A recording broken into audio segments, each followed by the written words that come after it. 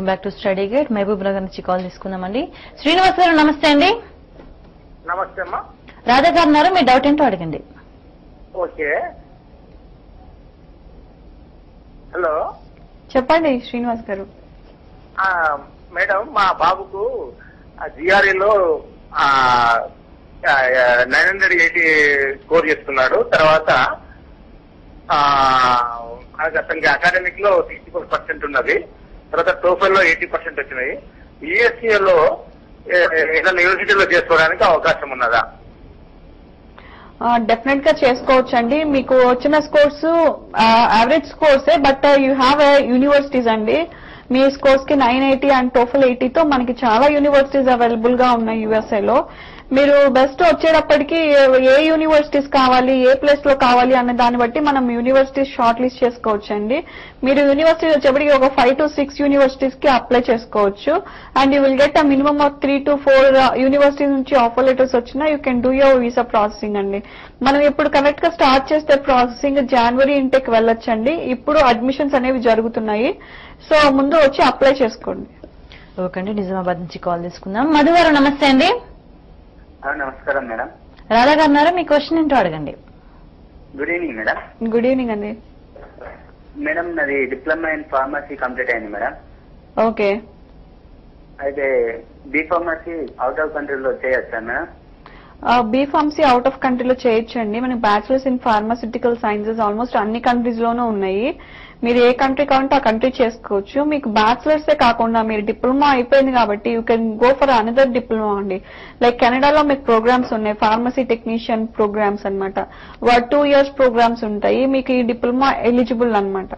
So 2 years కి మీకు fee వచ్చేటప్పటికి 13 lakhs దాకా అవుతుందండి. 2 years కి కంప్లీట్ చేస్తే 2 years తర్వాత 3 years వర్క్ పర్మిట్ ఉంటుంది. మీకు కెనడాలో కో ప్రోగ్రామ్స్ కూడా ఉంటాయండి. అంటే మీకు స్టడీస్ తో పాటు మీకు ఇంటర్న్షిప్ ప్రోగ్రామ్స్ అనమాట, కంపెనీలో ఇంటర్న్షిప్ ప్రోగ్రామ్స్ కూడా ఉంటాయి.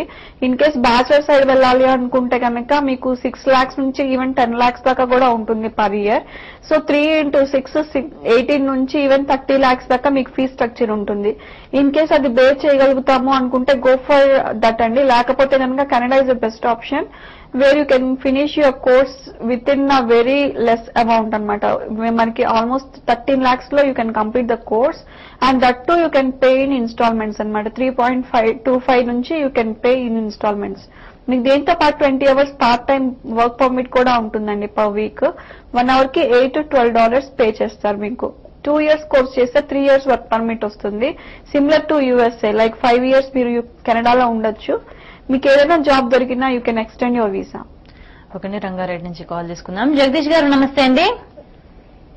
Hello ma'am, good evening. Good evening అండి. రాధా గారు ఉన్నారు, మీ డౌట్ ఏంటో అడగండి. Hello ma'am. చెప్పండి. హలో మ్యామ్, నాకు 2012 pass out ma'am degree.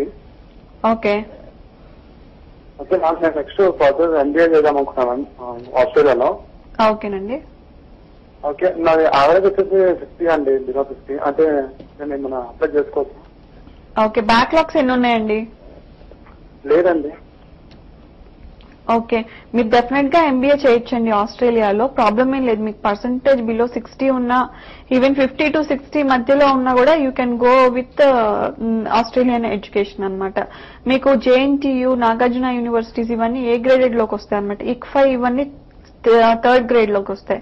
So ICFI లో కనుక మీ పర్సంటేజ్ ఉంటే కనుక అది మేబీ ఎలిజిబుల్ కాకపోవచ్చు, బట్ మీరు డెఫినెట్ గా ట్రై చేయొచ్చు మాస్టర్స్ ఎంబీఏ. మీకు ఇయర్ కి వచ్చేప్పటికి 8 lakhs నుంచి 10 lakhs దాకా ఉంటుందండి. మీకు 1.5 years ఎంబీఏ